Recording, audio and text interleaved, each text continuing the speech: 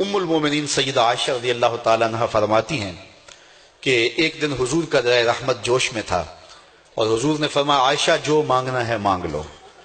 میں نے عرض کی یا رسول اللہ اگر آپ اجازت دیں تو میں اپنے باپ حضرت ابو بکر صدیق رضی اللہ تعالیٰ عنہ سے مشورہ نہ کر لوں کہ میں نے کیا مانگنا ہے؟ تو فرمایا کہ جاؤ مشورہ کر لو، مشورے کی اجازت بھی ہو گئی۔ میں اپنے والد گرامی کی خدمت میں حاضر ہوئی اور کہا کہ دریائے رحمت جوش میں ہے اور رحمت کا باڑا برس رہا ہے۔ حضور نے فرمایا عائشہ جو مانگنا ہے مانگ لو، یہ اتنا سنہری موقع ہاتھ آیا ہے تو میں چاہتی ہوں کہ کوئی مانگوں تو اہم شے مانگوں، تو آپ کی خدمت میں حضور سے اجازت پا کے حاضر ہوئی ہوں، مجھے بتایا جائے کہ میں حضور سے کیا مانگوں تاکہ کوئی چھوٹی چیز نہ مانگوں، بڑی چیز مانگوں۔ تو حضرت ابو بکر رضی اللہ تعالیٰ عنہ نے فرمایا کہ بیٹا حضور سے جا کے کہنا کہ معراج کی خلوت خاص میں اللہ نے آپ سے جو راز کی باتیں کی تھی ان باتوں میں سے ایک بات بتا دو۔ مانگا بھی تو علم مانگا، اور عائشہ میرے سے وعدہ کرو جو حضور بتائیں مجھے بھی آ کے بتانا ہے۔ ام المومنین حاضر خدمت ہو گئیں۔ حضور نے پوچھا عائشہ مشورہ ہو گیا؟ کہا جی حضور ہو گیا۔ کہا مانگو کیا مانگتی ہو؟ کہا حضور معراج کی خلوت خاص میں جب اللہ کے حضور حاضر ہوئے رب نے آپ سے راز کی باتیں کی تو ان باتوں میں سے ایک بات بتا دیں۔ حضور مسکرا پڑے، اس بات پہ مسکرائے ہوں گے میرے یار غار کا انتخاب کیسا ہے، یا اس بات پہ مسکرائے ہوں گے کہ راز کی بات بتا دوں تو راز راز نہ رہا، لیکن وعدہ کیا تھا۔ کہا عائشہ سنو، جب میں قرب خاص میں پہنچا تو میرے مالک نے مجھ سے راز کی جو باتیں کی ان میں سے ایک بات یہ تھی، محبوب تیری امت میں سے کوئی شخص کسی شخص کا ٹوٹا ہوا دل جوڑ دے تو میرے اوپر لازم ہے بغیر حساب کے جنت عطا کروں۔ ام المومنین بہت خوش ہوئی اور اپنے والد گرامی سیدنا ابو بکر صدیق رضی اللہ تعالیٰ عنہ کے پاس آئیں اور ساری کہانی سنائی۔ بہت خوش تھی، لیکن حضرت ابو بکر صدیق رضی اللہ تعالیٰ عنہ نے سنا تو رونے لگے۔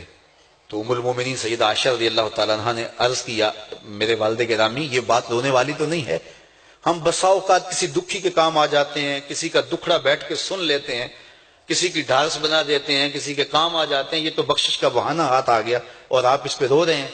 تو فرمانے لگے عائشہ اس کو معکوس بھی پڑھو، تصویر کا دوسرا رخ بھی دیکھو، اگر کوئی شخص کسی کا ٹوٹا ہوا دل جوڑ دے تو بغیر حساب کے جنت میں جائے گا، اس کا دوسرا رخ یہ ہے اگر کوئی کسی کا دل توڑ بیٹھے تو سیدھا جہنم میں جائے گا۔ میں اس بات پہ رو رہا ہوں کہ ہم سے کسی کا دل نہ ٹوٹ گیا ہو۔ تو آج کی اس مجلس کے اندر کیا یہ دو باتیں میں اور آپ اپنے پلے باندھ سکتے ہیں؟ ایک کا تعلق حقوق العباد سے ہے اور ایک کا تعلق حقوق اللہ سے ہے۔ حقوق اللہ میں سب سے اہم چیز نماز ہے اور پہلا سوال قیامت کے دن نماز کا ہی ہوگا۔ بلکہ حضور نے معراج میں جو مختلف مظاہرے دیکھے ان میں ایک چیز یہ بھی دیکھی، کچھ لوگوں کے سر پتھر سے کچلے جا رہے تھے، پھر صحیح ہو جاتے پھر کچلے جاتے۔ جبریل سے پوچھا یہ کون لوگ ہیں؟ تو کہا آپ کی امت کے یہ لوگ وہ لوگ ہیں کہ جن کے سر نماز سے بھاری رہتے تھے۔ نماز کا کہو نہ بے نمازی کو، تو وہ پہلا بہانہ تو یہ لگائے گا کہ میرے کپڑے ٹھیک نہیں ہیں۔ میرے بزرگ فرمایا کرتے تھے تیرے کپڑے کیسے پاک ہو سکتے ہیں، تو رب کے حضور جھکنا نہیں جانتا، آ اس کے حضور جھکنا سیکھ لے، وہ تیرا لباس بھی پاک کر دے گا، تیرا دل بھی پاک کر دے گا۔ تو دوسرا بہانہ یہ ہوتا ہے کہ ہفتے کو شروع کروں گا جی، پہلی تاریخ سے شروع کروں گا۔ یہ وہ بندہ کہہ رہا ہے، ہفتے کا وقت وہ دے رہا ہے جس کے پاس ایک لمحہ بھی اپنا نہیں ہے، جس کو یہ نہیں پتا کہ اٹھنے والا اگلا قدم کہاں ہوگا۔